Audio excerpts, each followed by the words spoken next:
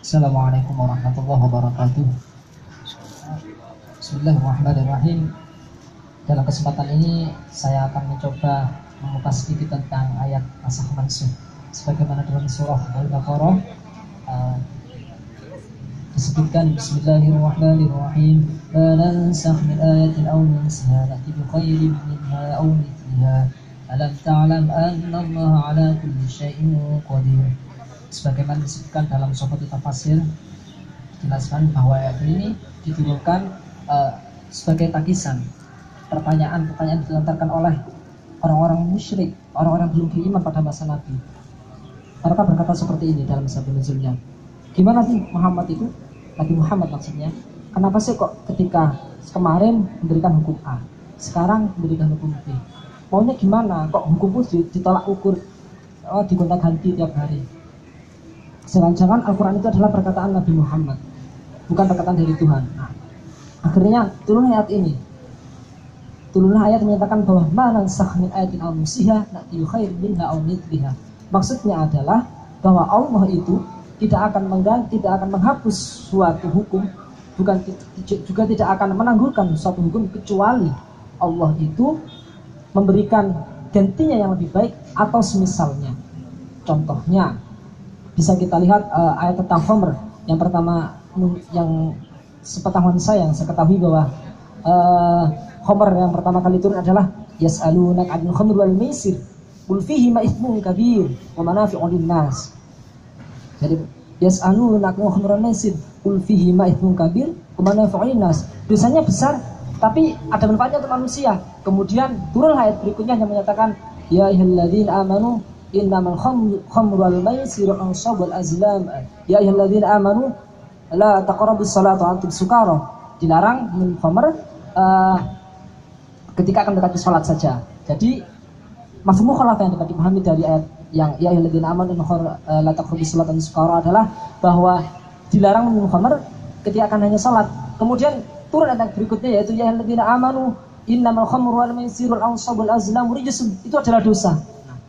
Jadi sebetulnya memang dulunya ayat ini turun sesuai dengan keadaan kondisi masyarakat itu. Ketika diketemukan bahwa khamr itu masih bermanfaat, turun yang menyatakan bahwa bermanfaat. Kemudian ketika diketemukan bahwa dia mengandung mafsadat, turunlah yang menyatakan bahwa mafsadat. Dan ketika dia mendapat mengandung sebuah dosa, maka turunlah yang menyatakan tentang dosanya khamr. Kemudian ayat berikutnya, alam ta'lam annahu 'ala kulli syai'in qadir. Mereka itu, orang Yahudi itu mengatakan seolah-olah mereka tahu tentang apa yang Muhammad katakan, padahal sesungguhnya mereka tidak tahu apa-apa. Yang mengatur semuanya, yang mengatur tentang hukum dan lain sebagainya adalah Allah. Dan Allah berkuasa segala sesuatu dalam ayat itu. Nah, jika kita melihat kondisi saat ini, kalau tafsir kontekstualnya adalah kita tahu bahwa banyak berbagai hukum-hukum di negara kita, termasuk undang-undang dan lain sebagainya, itu sebenarnya mengambil dari konsep manansakh min ayatin aw nunsiha.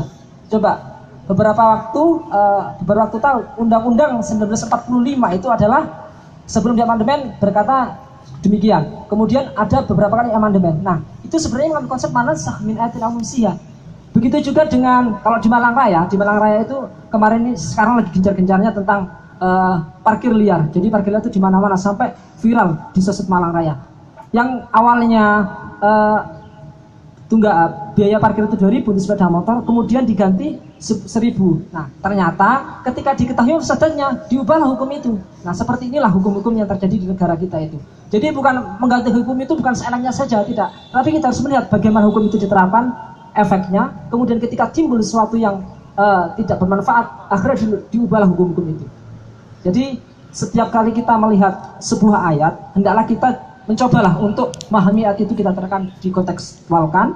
Kemudian begitu juga ketika kita memahami sebuah kasus di negara kita, janganlah kita selalu menggunakan akal, cari ayatnya dulu, apakah ada dasarnya, jika tidak ada hadis dan sebagainya. Karena semuanya di negara kita ini adalah sebenarnya asasnya adalah negara Islam. Semua nilai terkenal adalah negara Islam, tetapi tidak melabelkan Islam karena kita bukan negara Muslim.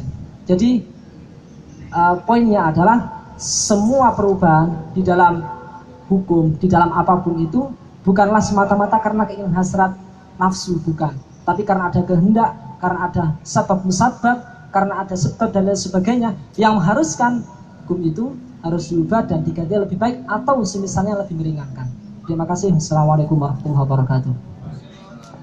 Warahmatullahi wabarakatuh. Ya, terima kasih Ustaz tadi. Lanjut.